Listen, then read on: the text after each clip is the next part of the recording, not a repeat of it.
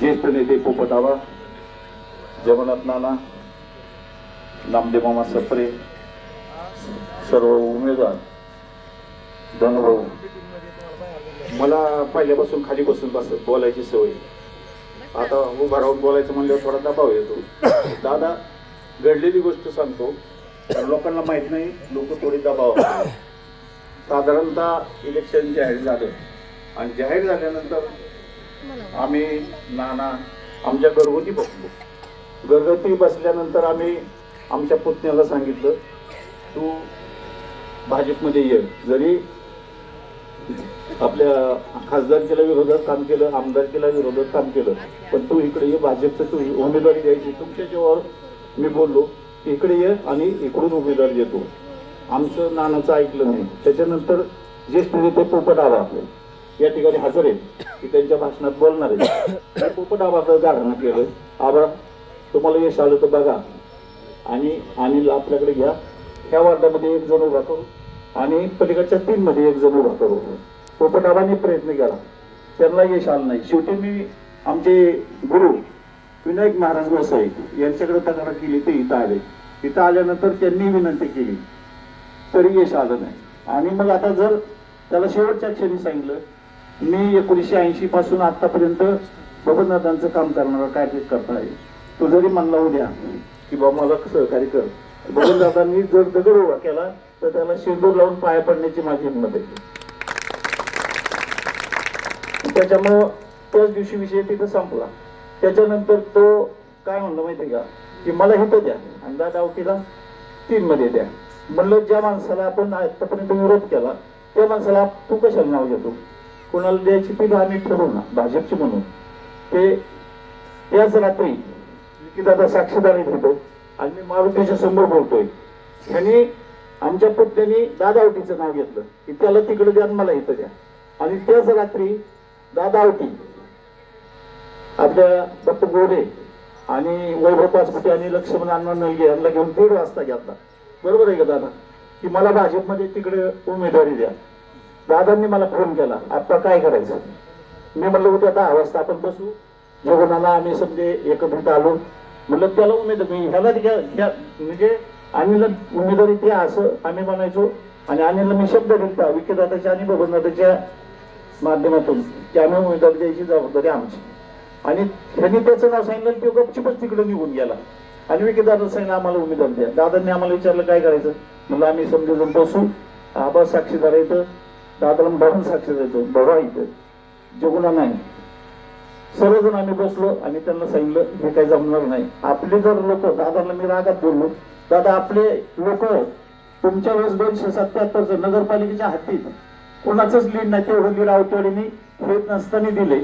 आणि मग ते असताना जर दिले तर ह्या आले आपल्या बरोबर जे लोक त्यांचा अपमान करण्याचा त्याला घ्यायचं का, विरोध केला. आणि विकीदादांनी त्या क्षणी फोन केला दादावतीला की तू काय आमच्यात येऊ नको. म्हणजे सत्य कुठेतरी बोललं पाहिजे. आणि मी मारुतीच्या समोर बोलतोय, यामध्ये काहीच बदल नाही.